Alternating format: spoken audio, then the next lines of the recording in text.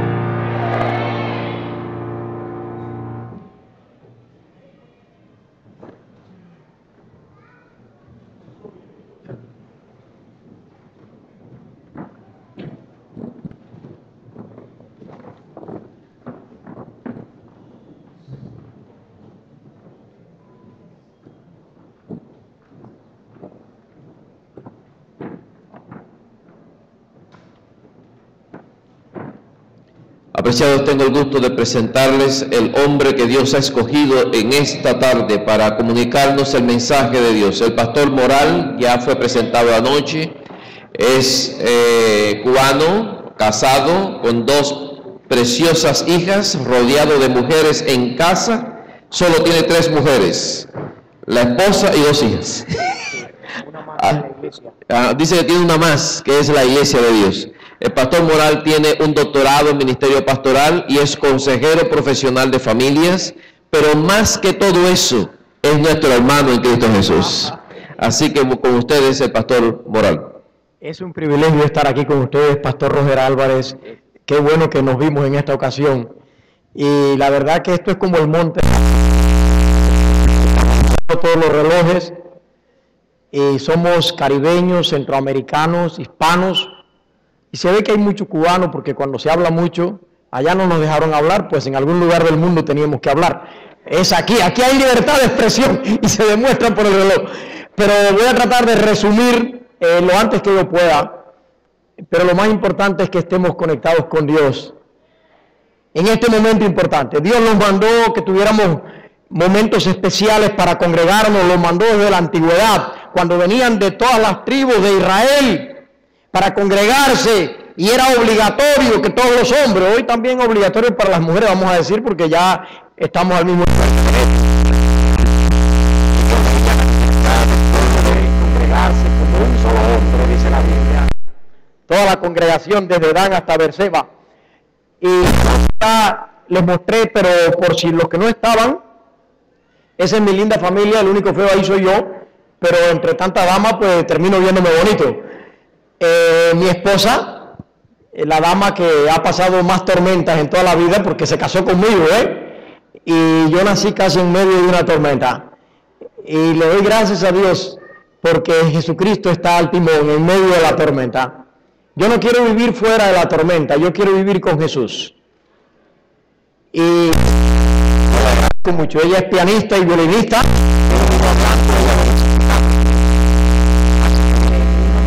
Elena nació en España tiene 8 años y ve que no crecieron mucho, siguieron el ejemplo del padre, pero está enseñando la vida.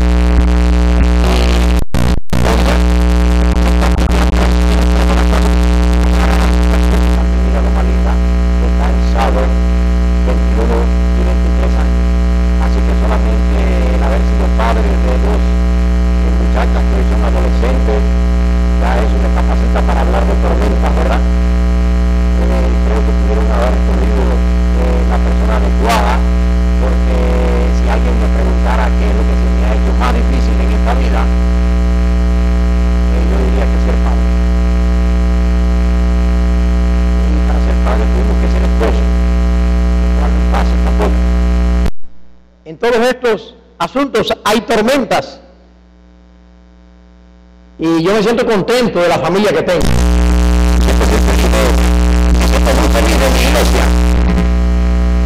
Pero hay tormentas en la iglesia. ¿Por qué hay tormentas en la iglesia? ¿Por qué hay tormentas en el matrimonio? ¿Por qué hay tormentas en la familia? Es porque hay tormentas en el mundo.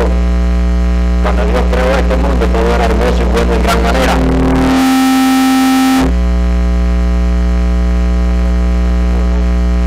En 3 años y medio de ministerio público, Él le hizo frente a las grandes tormentas. La última, la segunda, que fue en el año 30, allá en la primavera. Ahora vamos a tratar la del año 29 en el otoño, que fue primero. La vamos a tratar después. Más o menos 6 meses según los pronósticos de la Biblia.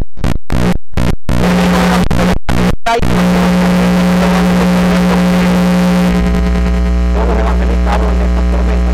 Se ve que fue algo que impresionó tanto a los escritores bíblicos que todos quisieron escribirlo. Pero realmente los 4 evangelios son solo se mencionan 2 tormentas. Y gracias a Dios, no un ciclón, un huracán aquí, cuando tiene un tornado allá en mi área. Yo creo que tenemos que mirar las tormentas que normalmente hay en este mundo y aprender las lecciones que Dios tiene para nosotros en esta mañana. En Mateo capítulo 8, aquel día había sido un día muy atareado para Jesús, como la mayor parte de los días de su vida. Su trabajo era la gente, sí, como no, gracias. Y él hizo 4, así como Pablo hizo 3 viajes misioneros, Cristo hizo 3 viajes misioneros en Galilea, la tierra donde él se crió. Y precisamente allí en el lago este fue donde sucedieron estas 2 tormentas. Anoche lo expliqué y lo voy a decir así en un segundo.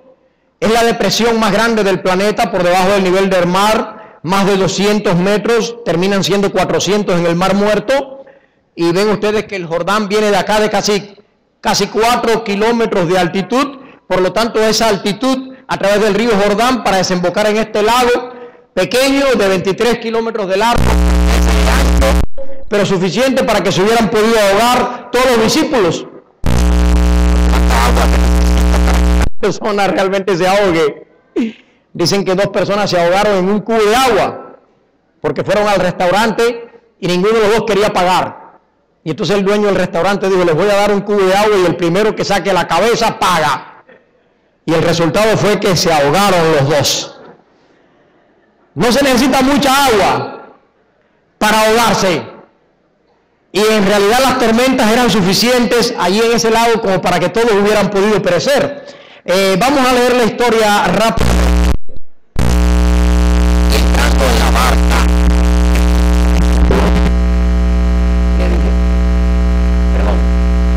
Y entrando él en la barca, sus discípulos le siguieron. Llegó a sus discípulos a hacer Jesús el primero que entró en la barca y sus discípulos le siguieron. Me gusta mucho porque Jesús está allí delante de ellos guiando todas las cosas. ¿Será que está Jesús en tu iglesia? ¿Será que tú estás siguiendo a Jesús? Mire, yo hasta aquí no tengo nada que reprocharle a los discípulos, porque aquí dice: entrando él es Jesús en la barca. Sus discípulos le siguieron. ¿Hay algo de malo? Estos discípulos son excelentes en este momento, hasta aquí, hasta este punto. Y he aquí, cuando la Biblia dice he aquí, es porque quiere llamar la atención. Se levantó en el mar. Mateo y Marcos y Juan le llaman mar a este lago, porque ellos allí se criaron, para ellos era una inmensidad. Lucas le llama lago porque Lucas había viajado por el Mediterráneo y le hizo frente a una tormenta mucho más grande cuando iban rumbo a Roma. Pero dice que vinieron sus discípulos y le despertaron diciendo: Señor, sálvanos que perecemos. Pero lo que se me hace un poquito difícil es conciliar el versículo 24 con el 25. Dice aquí que la tormenta era tan grande que las olas cubrían la barca.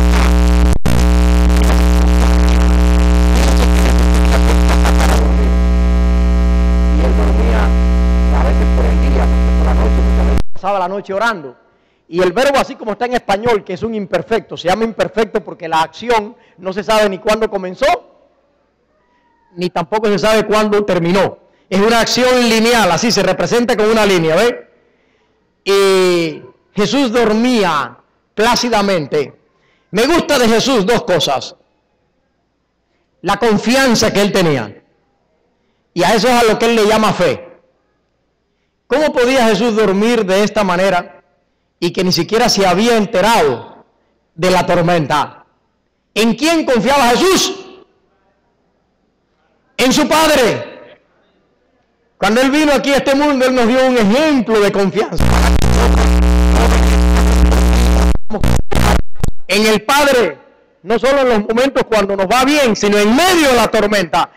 Lo que me impresiona es que Jesús ni siquiera había percibido que había una tormenta. Jesús dormía.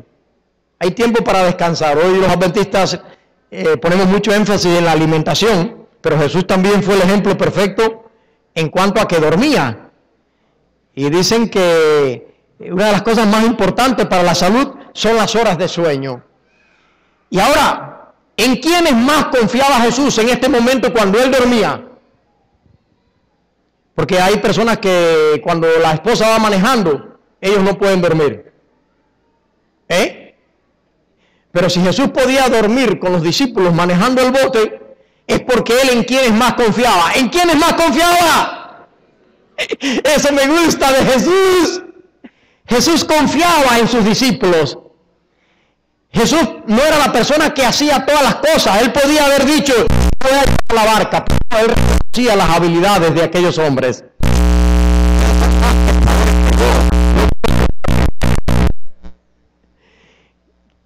Guíen ustedes la barca y yo voy a dormir.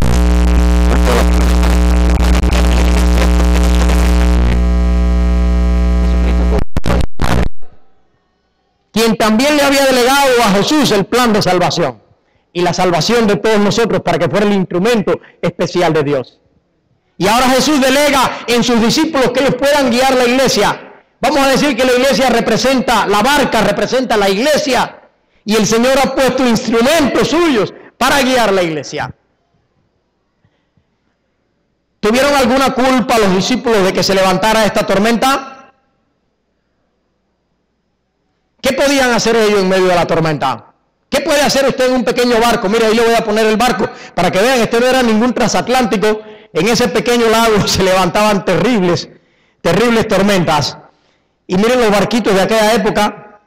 Este pudo haber sido el barco de Pedro, a ver si ando rapidito. La tecnología es buenísima, pero cuando falla, y quiero enseñarles el barquito. Es increíble que en ese lago se levantaran esas tormentas tan grandes. Y así sucede en nuestras vidas, en nuestras iglesias. Yo hubiera querido ser pastor en medio de la calma. Si me hubieran dicho lo que significaba realmente ser pastor, cuando yo era un niño, que en mi iglesia me decían el pastorcito, yo creía que ser pastor era pararse aquí y predicar. Pero le doy gracias a Dios que Él no nos ha dado a conocer el futuro. Porque solo así podemos nosotros ir adelante y confiar en Jesús. Y quiero decirle a ustedes, bueno, ya el barquito no lo vieron, pero no se preocupen, voy a prescindir de él. No se preocupe, que en los tiempos eso no había PowerPoint. Imagínenselo nomás. ¿Y sabe qué sucedió? Las olas cubrían la barca. ¿Qué piensan ustedes que los discípulos estaban haciendo en ese momento cuando las olas cubrían la barca? Si Jesús dormía en forma lineal y los discípulos luchaban contra la tempestad sacando el agua, ¿qué me dice a mí este pasaje? ¿Por qué lo primero que hicieron no fue clamar, Señor, sálvanos? Que perecemos, esperaron hasta el último momento para clamar al Señor. Llevaban a Jesús en la barca y no se daban cuenta. Jesús dormido sabía más que ellos despiertos, porque ellos estaban más dormidos que Jesús. Mire qué fácil hubiera sido la solución. Póngase aquí. Imagínense que yo soy Pedro y usted es Jesús. A ver, hágase que usted está durmiendo. Hágase que usted está durmiendo. Y ya, bueno, observen ustedes, por la hora que es, no les es difícil dormirse. Y saben ustedes una cosa, lo fácil hubiera sido que Pedro y Juan y esta gente hubieran dicho, una tormenta, una tempestad.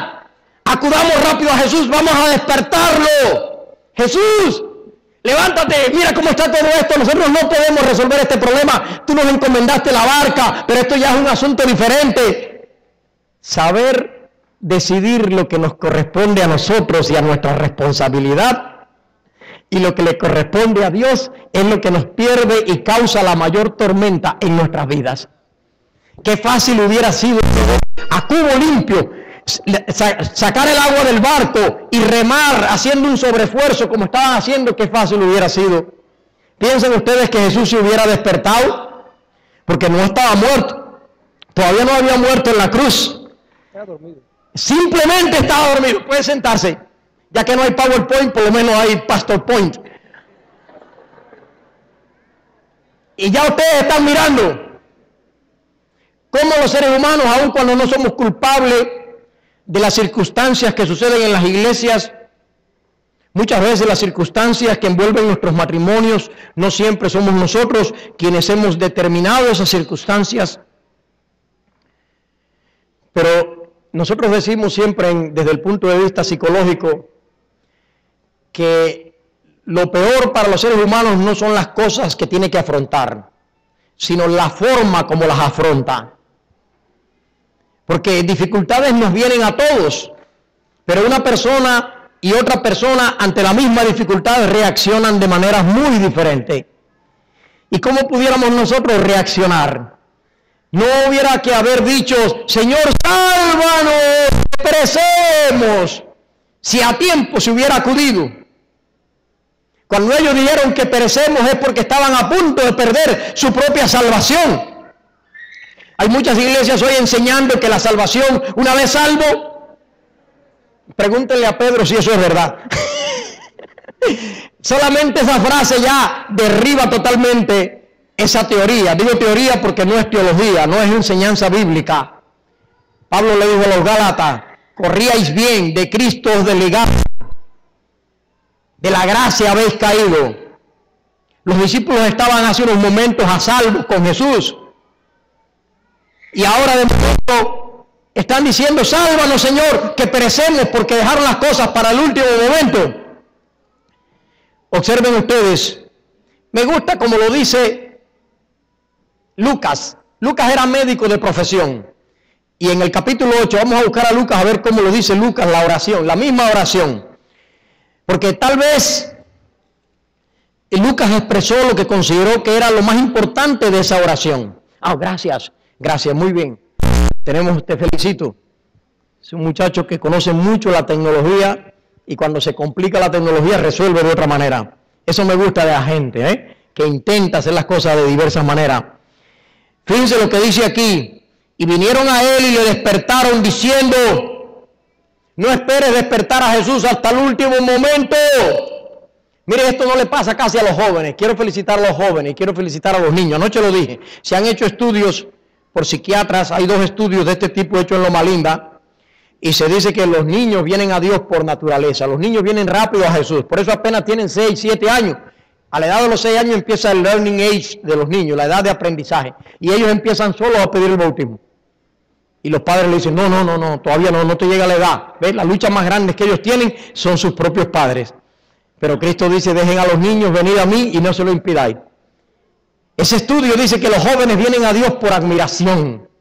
Admiran al Ser Supremo, admiran la naturaleza, admiran sus cuerpos físicos y se acercan a Dios por admiración. Y las personas que no se acercaron a Dios en la niñez y en la juventud, ¿creen que les es más fácil acercarse a Dios? Cuando se hacen llamados, ¿cuántas personas así muy mayores vienen a los llamados para bautizarse, para dejar sus viejas tradiciones y sus viejas ideas? Y dice que los adultos, mientras más adultos somos, vamos a Dios por necesidad. ¿Ve? Ay, que me duele la columna, ay, que estoy jorobado, que estoy doblado. Busquen al pastor de la iglesia. Sálvame, Señor, que perezco. Hasta el último momento para ir al Señor. Mientras más experiencia ganamos en la vida, a veces último dejamos las cosas y más confiamos en nuestras habilidades humanas. Pedro pensaba que por ser él un lobo del mar, él podía resolver aquel problema, tal vez sin Jesús.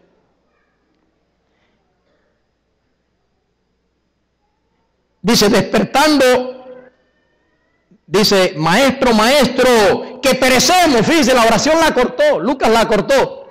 Estaban más enfatizados ellos en la perdición que en la misma salvación. El miedo muchas veces termina provocando una crisis mayor que la que ya hay. Dicen que el cáncer mata a mucha gente, pero son más los que mata del miedo que los que mata del cáncer. Y muchas veces nosotros ese miedo que tenemos a la vida, hay muchos que no se casan porque le tienen miedo al matrimonio. Hay muchos que no entran a la iglesia porque le tienen miedo a bautizarse. Ojalá que nosotros podamos en esta mañana vencer nuestros temores, porque Jesús no les acusó de que ellos eran culpables de la tormenta, pero sí de la manera como ellos le hicieron frente. Estaban pensando muy negativamente. Dicen los psicólogos hoy en día que las personas que piensan muy negativamente son las personas que menos logran en la vida. Si usted va a un examen, querido joven, pensando que va a suspender, aunque usted se haya aprendido de memoria todo, se han hecho estudios, lo más probable es que usted va a suspender. Si usted hace un llamado, predicador, pensando que nadie se va a parar, yo no sé qué tiene la gente, que la gente lo capta, hasta los perros lo captan. ¿A quién ataca el perro? ¿Creen ustedes que el perro ataca a todo el mundo? El perro olfatea la adrenalina y se da cuenta del grado de miedo que trae la persona. Yo recuerdo un hermano mío que le tenía tanto miedo a los perros, como éramos 8 hermanos. Yo ahora me he criado de casado entre mujeres, pero de niño me crié entre varones. Y recuerdo que mi hermano, que le tenía tanto miedo a los perros, teníamos que pasar por donde había un perro bravo. Y dijimos, vamos a ponerlo a él en el centro, y todos los demás hicimos un ruedo alrededor de él. Y cuando aquel perro vino, que parecía que era más un león que un perro, se metió al centro del grupo y lo sacó y lo trabó por el talón. Y mi hermano pegaba unos gritos, Señor, sálvame. Y cómo el perro supo identificar el miedo. No tengas miedo en esta vida de bautizarte. No tengas miedo de la vida cristiana. Yo recuerdo cuando yo era colportor en España, que ese fue mi primer trabajo en España y me ayudó mucho. Los jóvenes, yo les recomiendo que salgan a colportar. Muchas cosas se han perdido de nuestra iglesia que ayudan a la gente a afirmar sus valores, a confiar en ellos mismos para unas cosas y en otras a confiar en Dios, y esa era una de ellas. Y yo recuerdo la primera vez que yo colporté, que pensé que me dio miedo en ese momento. Y la verdad que me desanimé y regresé a casa y ni se lo dije a mi esposa. Los hombres somos más difíciles de contar nuestras frustraciones, ¿verdad? Pero el Señor me animó y me dijo, no temas, ten fe. Cómprate una maletita más pequeña, no lleves esa maleta tan grande. Y ve de nuevo con un nuevo ánimo. Emprende de nuevo las cosas. No hagas las cosas igual que las hiciste antes. Cuando te hayas tenido una frustración en la vida, debes probar con Jesús y cambiar los métodos y las formas de afrontar el asunto. Si estás teniendo un problema matrimonial, tú puedes ser tu propio consejero. Haz algo diferente. Y cuando hice algo diferente, llegué al primer cliente, que era el hombre mejor vestido que encontré. Estaba vendiendo carros y le presentó los libros y me dijo, oye, usted es un maestro de venta. ¿Cuántos años lleva vendiendo? Le compro la colección completa. Un vendedor como usted debe traer mucho. Era él que los primeros libros que estaba vendiendo en toda España. No tenía dinero para nada, de cambio no tenía ni posibilidad siquiera. Y entonces me dice, le voy a cambio al compañero, al supervisor mío, y a él le dijo, tú tienes que comprarle también los libros. Y entonces se hicieron 2 ventas en vez de una. Y antes yo había estado derrotado totalmente en esa misma área. Muchas veces nosotros decimos, yo no valgo para hacer esto, no valgo para hacer aquello. Y es porque no hemos probado con Jesús y no hemos tratado de buscar las habilidades que el Señor realmente nos está dando. Observen ustedes cómo lo dice Marcos. Miren ustedes las palabras que Marcos dice en Marcos capítulo 4. Repasen los distintos evangelios porque no son iguales. Algunas personas creen que son iguales. Miren cómo dice Marcos. Y él estaba en la popa durmiendo sobre un cabezal. Me gusta esto de que Jesús estaba en la popa. Jesús buscó el sitio más estratégico del barco. ¿Dónde es donde va el timonel del barco? ¿Dónde es donde va el piloto? Es en la popa, es de donde mejor se visualiza el horizonte, la lontananza. Jesucristo estaba en la popa, porque realmente él era el guía de aquella embarcación, pero había delegado la autoridad a sus discípulos que formarían los primeros líderes de aquella naciente iglesia. Pero dice aquí, maestro, no tienes cuidado que perecemos. En otras palabras, ¿a quién le echaban la culpa? ¿Quién era el descuidado? El descuidado no eran los que estaban tratando de vaciar a cubo limpio, sin acordarse de Jesús. Esos no eran los descuidados. Ahora el descuidado era Jesús. Porque ellos razonaron y dijeron, ¿cómo puedes tú dormir tan apaciblemente? Mientras nosotros estamos un poquito más, y eso se hundía ya al fondo del mar, y no estaría yo contando esta historia. Pero Dios tenía un plan. Y observen ustedes que nosotros avergonzamos a Dios de nuestras desgracias y de las cosas que suceden en la iglesia. Y casi todo lo relacionamos con la voluntad de Dios. Y me gusta esta oración porque dice: Señor, sálvanos que perecemos. Es una oración colectiva. Por primera vez se unieron en medio de la dificultad, en medio del problema, se unieron para acudir a Jesús. Y eso me gusta de la iglesia, cuando la iglesia se une para orar. Si cada uno por sí mismo hubiera dicho: Señor, sálvame, no hubiera sido la misma fuerza. Pero todos juntos como iglesia, Dios nos enseñó a estar unidos como iglesia. Por eso Dios nos organizó como iglesia. En medio de las tormentas de esta vida, observan ustedes, el Padre Nuestro es la oración modelo. ¿Cómo dice el Padre Nuestro? Cristo nos podía haber enseñado a orar individualmente a cada uno, y nos mandó a orar en colectivo, porque Él podía haber puesto en la oración: Padre mío que estás en los cielos, santificado sea tu nombre, pan de cada día. Pero Él nos enseñó a orar en colectivo, y que oremos para que se haga la voluntad de Dios. ¿Será que la voluntad de Dios se hace en la iglesia? Yo me he quedado hoy tan contento porque hay tantas tempestades que surgen en las iglesias hoy. Miren qué música más linda, hermano. Sin embargo, tenemos la tormenta de la música en muchas iglesias, que divide las iglesias. Tú debes imaginarte en esta mañana cuántas tormentas hay en tu iglesia, que tú estás llamado a cumplir una parte para solucionar aquella tormenta. No se lo dejes todo a Jesús. Hay una parte que Jesús debe realizar, hay otra parte que nosotros debemos cumplir. ¿Cuándo es que una música es buena? Cuando alaba a Dios. ¿Cuándo es que una música más es buena? Porque si es solo para alabar a Dios, hágalo en su casa. Pero si usted lo hace frente a toda la iglesia, entonces la música también es ¿para qué? Para deleitarnos, y solo para deleitarnos, y solo para animarnos, para elevarnos al Señor, para prepararnos para la misión. ¿Y no les parece que la música nos une? Si cuando yo predico este sermón, el resultado es que todos ustedes salen peleándose y diciendo cosas y salen divididos a 2 o 3 grupos, yo les digo desde ahora: no traigan más al pastor Moral aquí jamás, porque no edificó. Y el problema no es que lo que yo estoy diciendo sea pecado o no sea pecado, sino si es algo que realmente es lo que ustedes necesitan, es lo que une a tu iglesia. Piensa, para calmar la tormenta de la música, ¿cuál es la música que tu iglesia necesita para que todos ellos puedan ser edificados en el Señor, para que todos ellos puedan continuar juntos, orando en colectivo y alabando al Señor en colectivo? Esto lo podríamos aplicar a muchas áreas. Por ejemplo,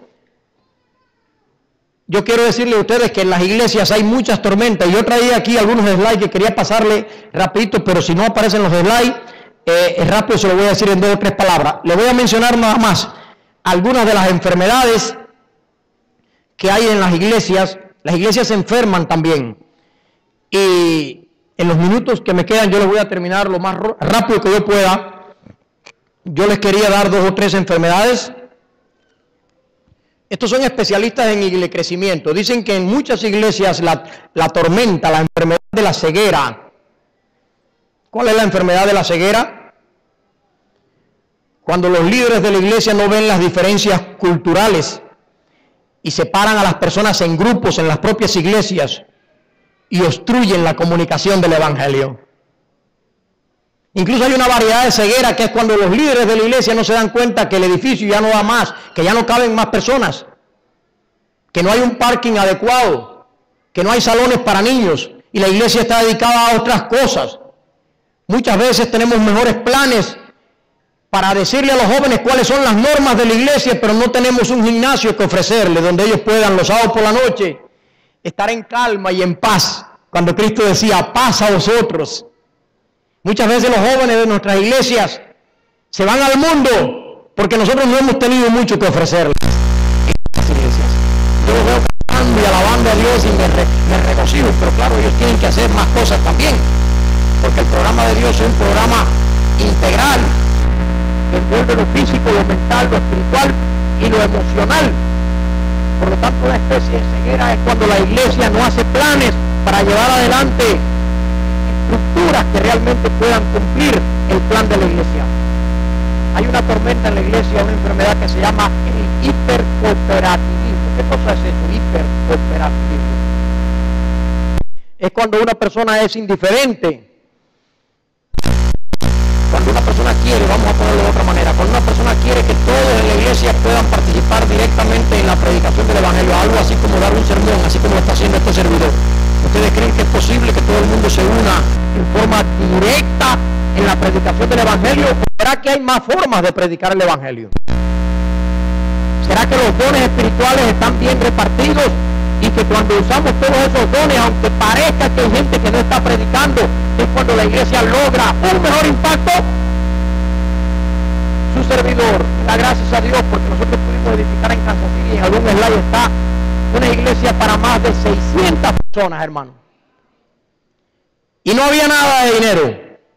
Y cuando allí llegan los americanos, lo primero que me preguntan es, oye, te quiero hacer una pregunta, ¿esto lo construyeron los hispanos? Nosotros recogimos en 6 años más de $1 millón entre los hermanos de la iglesia. Pero hay hermanos que son tan celosos que ni siquiera dejan que se recoja dinero. Todo les parece que es pecado. Hacen de todo un pecado. Hacen de todo una tormenta.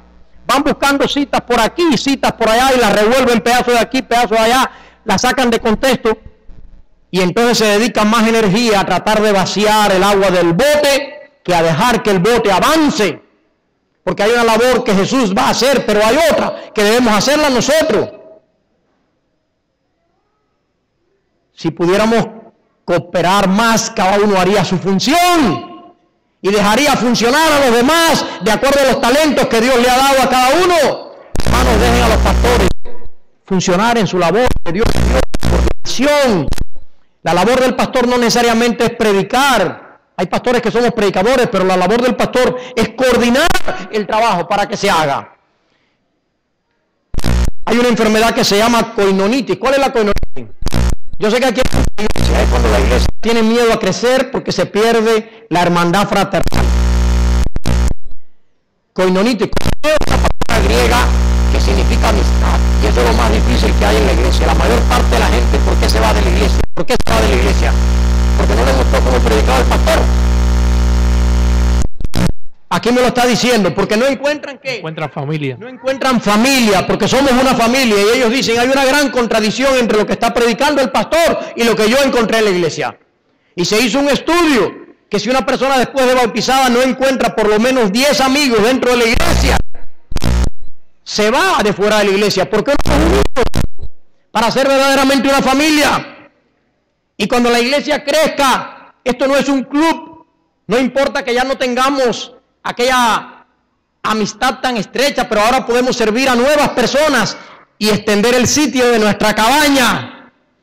Hay otra enfermedad que se llama estrangulación social. ¿Saben cuál es la estrangulación social?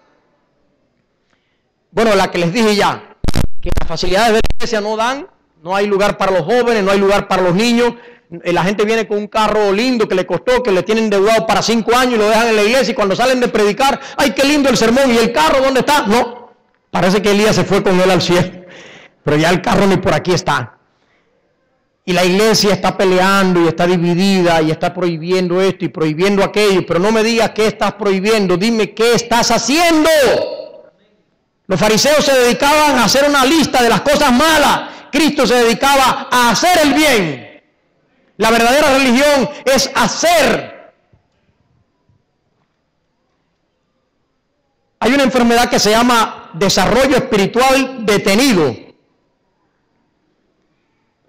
¿Cuándo se detiene el desarrollo espiritual de la iglesia? Cuando los miembros de la iglesia tienen falta de fe. ¿Qué fue lo que Jesús le señaló en las 2 tormentas? ¿Qué fue lo que le señaló? ¿Por qué estáis así amedrentados? Jesucristo no le dijo, ustedes son culpables de la tormenta. Jesús le dijo, ustedes están amedrentados, ustedes están llenos de miedo. Y cuando las personas tienen miedo es cuando más atacan. Dicen que las fieras atacan mayormente por miedo. ¿Cómo que no tenéis fe? ¿Qué cosa es fe? Es dormir en medio de la tormenta. Fe es confiar en los demás. No solo confiar en Dios, confiar en mis hermanos. Hay hermanos que dicen, yo con Dios ando bien, pero con los hermanos no los puedo ver a ninguno. Yo me iría de esta iglesia.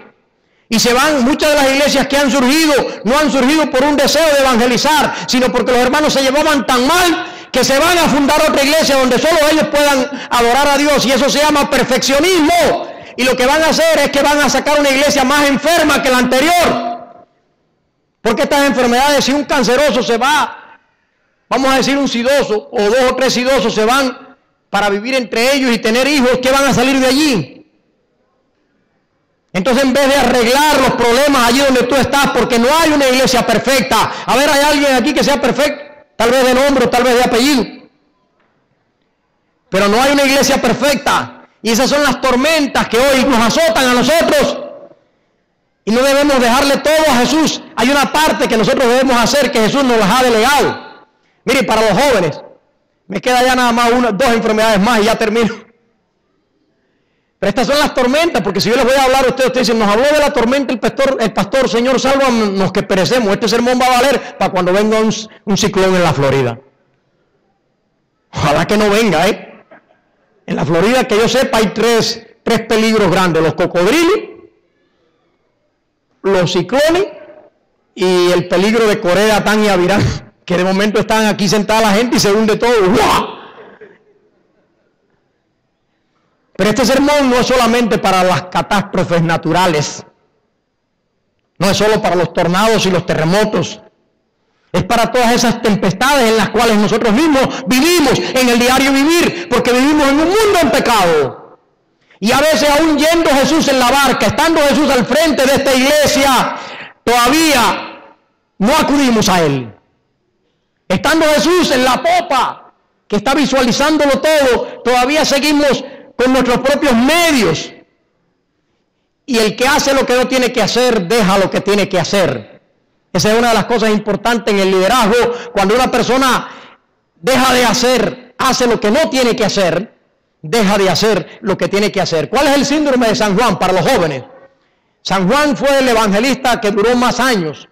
Y cuando él vivía era un anciano, y entonces las nuevas generaciones eran todas jóvenes.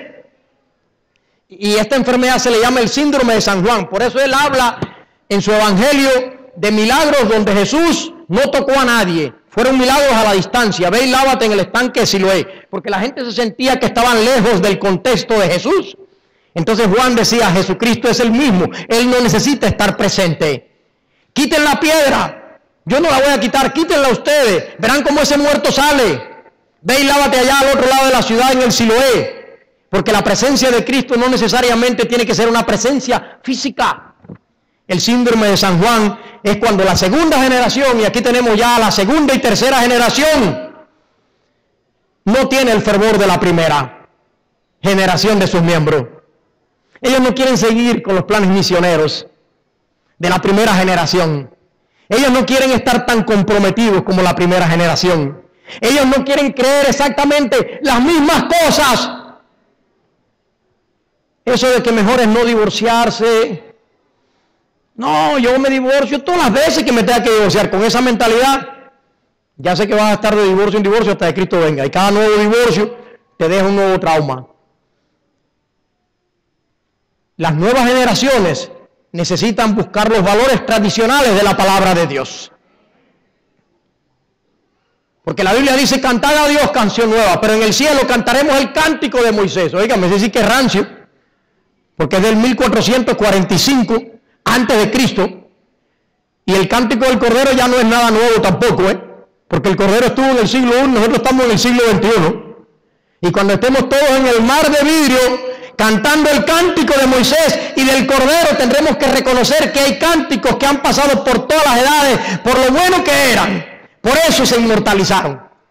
¿No será que las nuevas generaciones podemos aprender algo también de estos valores que nos han transmitido los anteriores? Y ya debo terminar. ¿Cuántas tormentas más habrá en nuestras vidas? Para los jóvenes, la gran tormenta, ¿con quién me casaré? Órale a Dios y cumple tu parte. Alguien que se parezca a ti, que sea similar contigo, alguien que te corresponda, alguien que que ame a Dios, que haya reciprocidad. Esas son las características que tú debes buscar y sobre todo poner a Dios en primer lugar. Debes prepararte, debes estudiar. A mí me preocupa que yo vine viejo aquí a este país, no lo digo para apantallar a nadie, pero 3 veces me he graduado de maestría y 1 vez de doctorado. Y muchos jóvenes hoy en día han salido de Cuba, jovencitos, han aprendido el idioma y no se están educando y preparando para servir a Dios de mejor manera, para tener ideas más amplias, para poder ser más útil a la causa de Dios en esta tierra. Animo a todos los jóvenes a que le digan a Jesús cuál es el plan que tú tienes para mi educación. Eso es más importante incluso que el matrimonio. El matrimonio es también muy importante porque todos deben casarse. Ojalá que lo hagan de los 21 para arriba, para que permanezcan más, porque hasta los 21 años es un adolescente.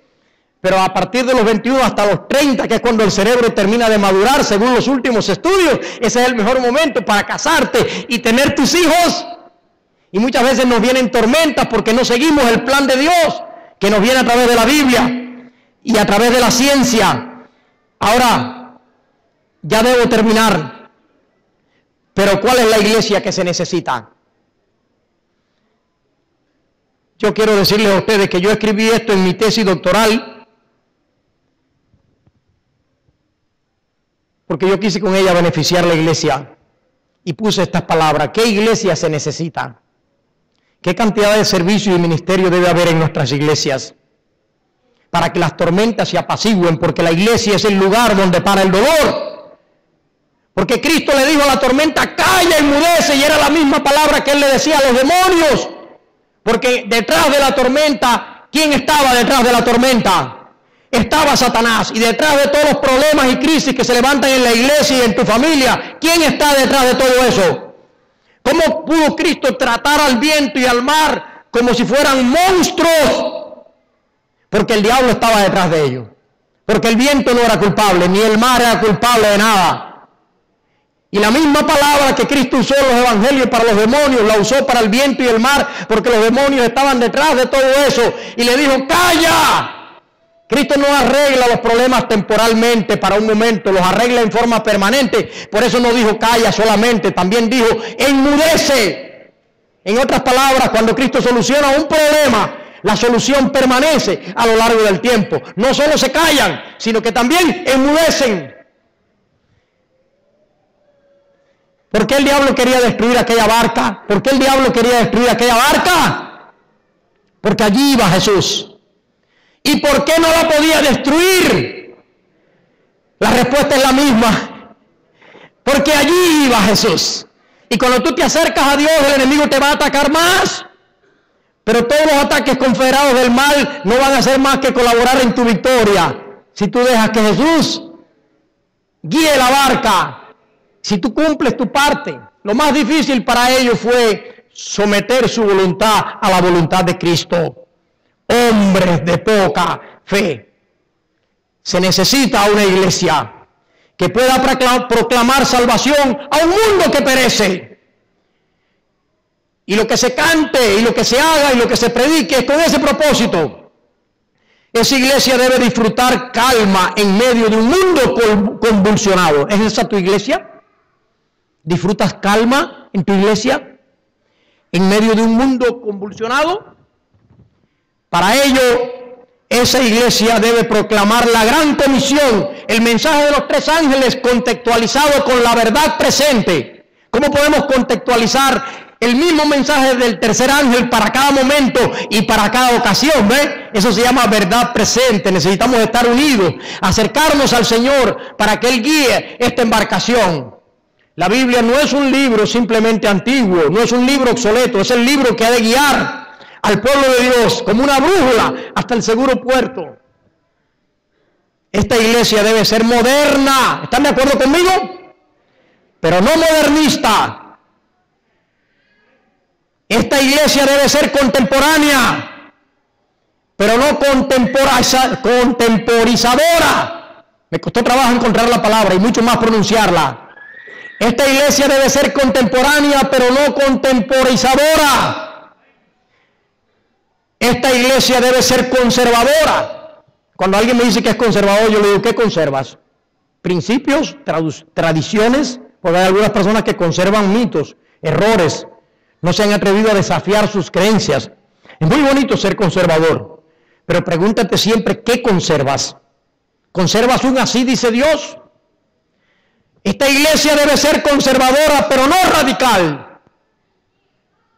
Esta iglesia debe ser progresista, porque Dios nos llamó a progresar, pero no libertina, que se dirija al mundo, pero que no sea del mundo. Una iglesia así es el hospital donde para el dolor. Es un asilo en medio de la tormenta. Y por último, yo sé que aquí hay muchas tormentas, muchos problemas, muchas dificultades representados en todos nosotros. Y voy a terminar con las palabras de San Agustín de Hipona, que las dijo en el siglo IV, cuando más problemas la iglesia tenía. Tal vez no era muy diferente el siglo IV al siglo que nos ha tocado vivir, cuando se están infiltrando tantas cosas dentro de las iglesias, con vestidos blancos, pero que son cosas que van a producir grandes tormentas en medio nuestro. Por eso yo no quiero decir más nada, porque ya me extendí, pero este es el libro que debe señalar el único camino seguro. Esta es la brújula que nos lleva al puerto. Los perturbadores, dijo San Agustín. ¿Será que tenemos perturbadores en nuestras iglesias? No hay que echarlos de la iglesia. Son perturbadores, mejor que estén aquí. ¿Qué vamos a hacer con los enfermos? ¿Lanzarlos fuera del hospital? Hay perturbadores en la iglesia. No busques que la iglesia puede vivir en calma en medio de la tempestad. Los perturbadores deben ser reprendidos. Y hay gente que tiene dones de reprensión en las iglesias. Y en la iglesia hace falta autoridad, pero sin autoritarismo. En la iglesia hace falta ley, pero sin legalismo. Recuerden que la ley refleja el carácter de Dios. Los desalentados. ¿Qué vamos a hacer con los desalentados? Que vengan a la iglesia. Deben ser estimulados. Los débiles deben ser sostenidos. Los objetantes, que nunca faltan. Gente que se mueve en el lado negativo, que son la gente que menos vive de acuerdo a los estudios científicos. Si tú quieres vivir más años, no solamente métete a vegetariano, déjate de ser tan objetante, que esa gente se muere primero. Hay estudios de hecho. Y los que se pasan el día peleando en sus matrimonios van a vivir 7 años menos, de acuerdo al doctor John Gottman, que tiene una clínica de familia tan famosa como es la clínica de nutrición de Loma Linda. A nosotros nos ha dado por la nutrición, pero muchas veces hemos descuidado el área de la familia, el área de la unidad de la iglesia, y eso contribuye tanto a la salud como la nutrición, porque de nada vale que no comas puerco y que vengas a la iglesia y te comportes como tal.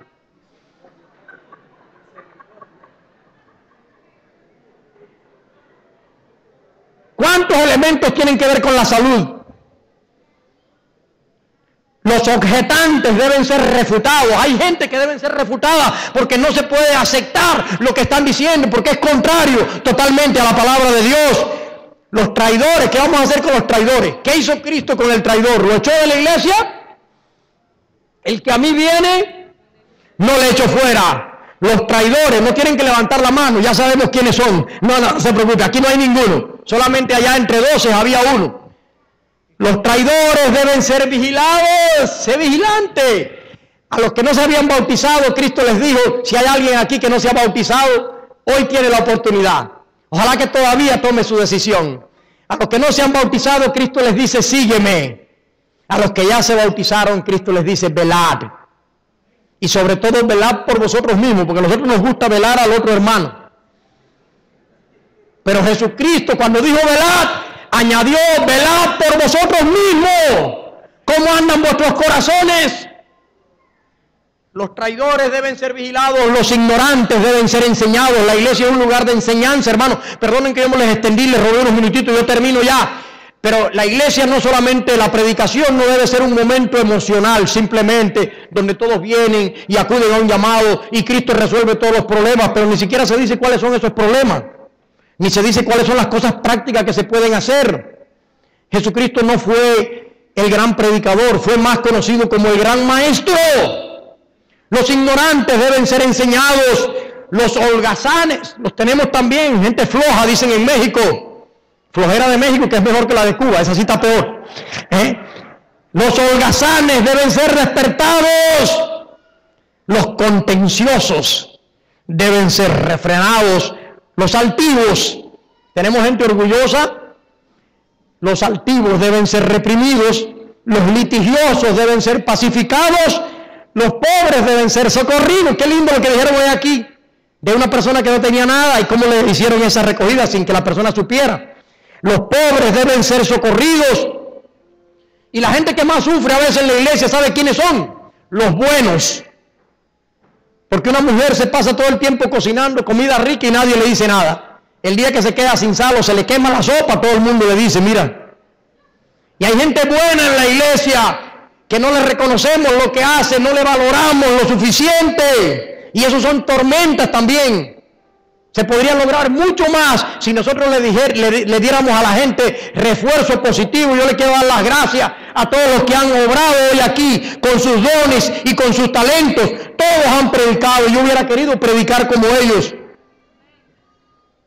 Los buenos deben ser aprobados. Es el mejor método de educar a los niños. Decirle, hijo, te agradezco lo que has hecho. El ejemplo y el aprobarle las cosas buenas que hace son las dos mejores formas de educar a los hijos.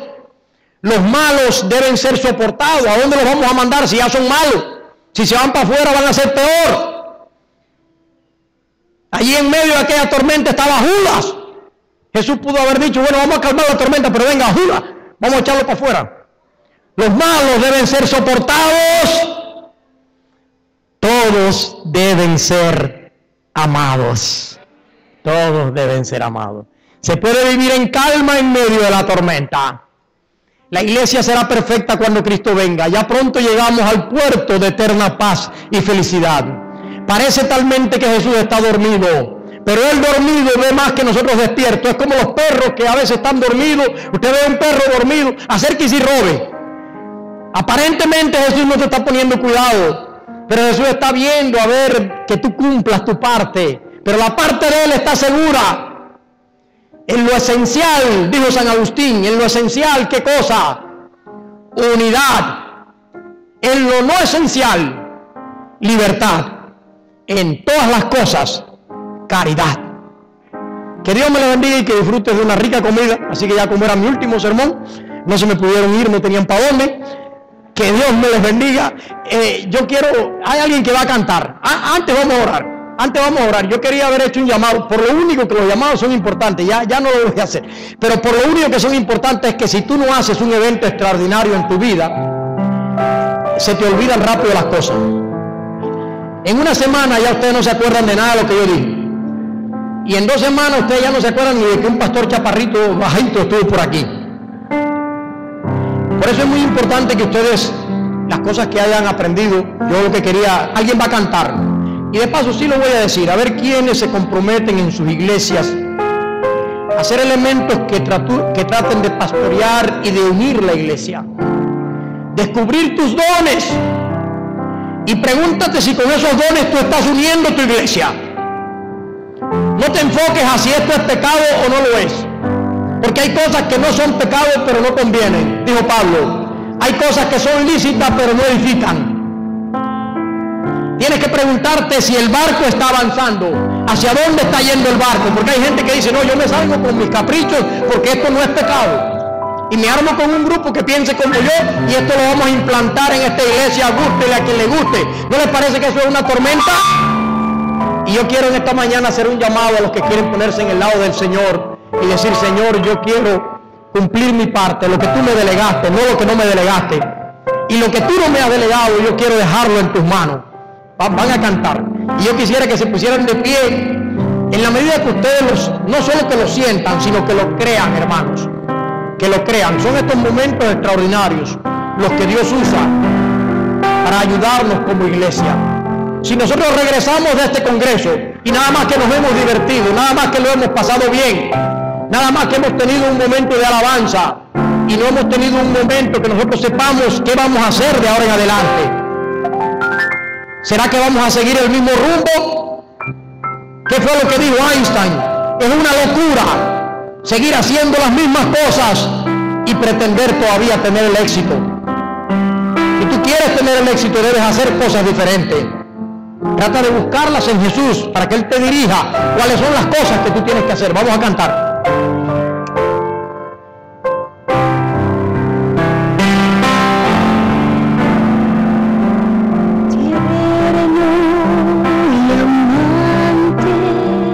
Jesús nos invita.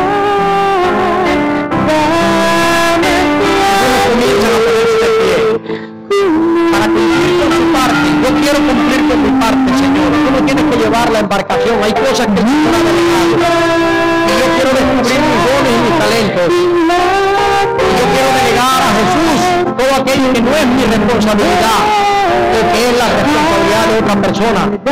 Dejarlo en las manos de esa otra persona. Por eso es que esta iglesia no ha llegado al puerto, porque todavía no hemos encontrado la estrategia adecuada.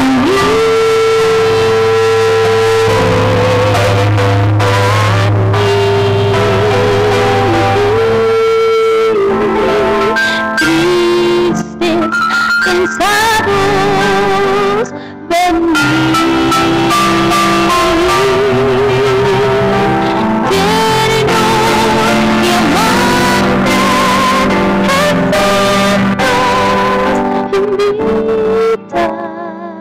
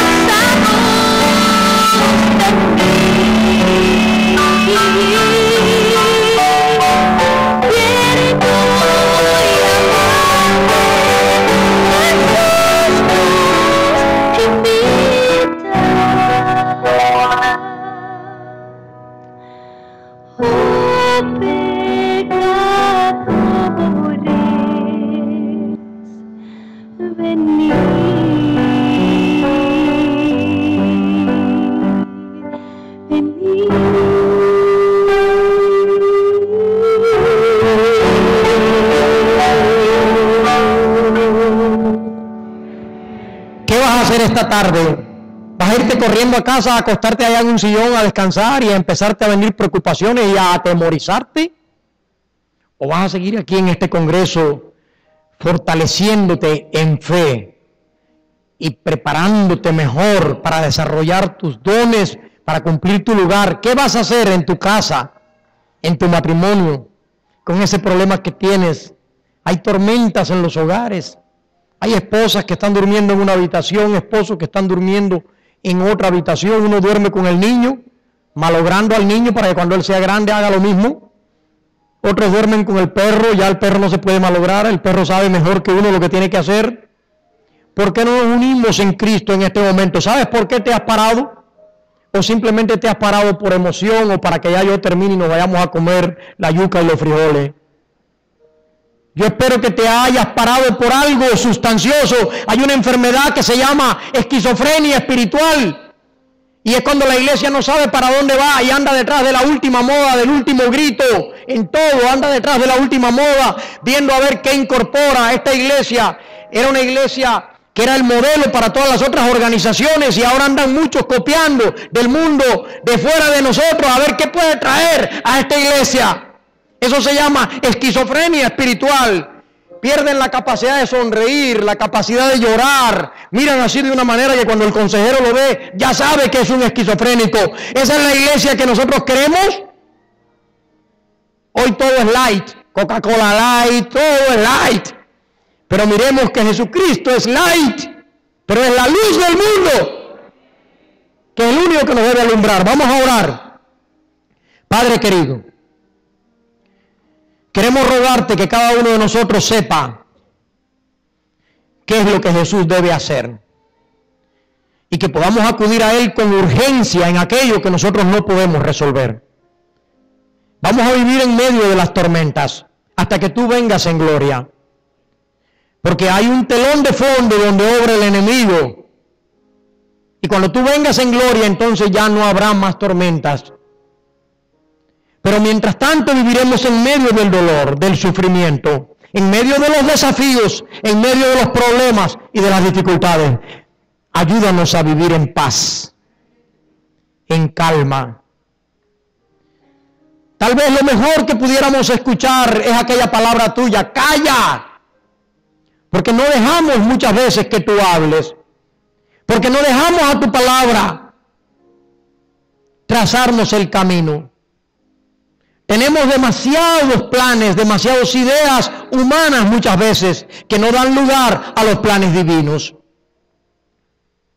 Ayúdanos, oh Señor, para unirnos contigo y que este barco de pescadores, que no es un crucero ni es un transatlántico, es un barco de pescadores, pueda llegar al puerto.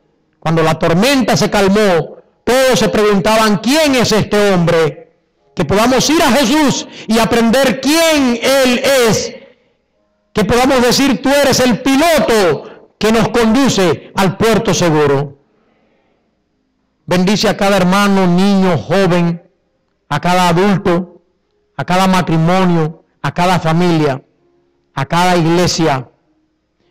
Pedimos especialmente por los pastores, Señor, por las juntas de iglesia, por los líderes, que todo lo que aquí se ha hablado podamos llevar algo que realmente nos reoriente en nuestra vida cristiana para que la Florida pueda ser ganada por este remanente y Cristo venga en gloria y majestad.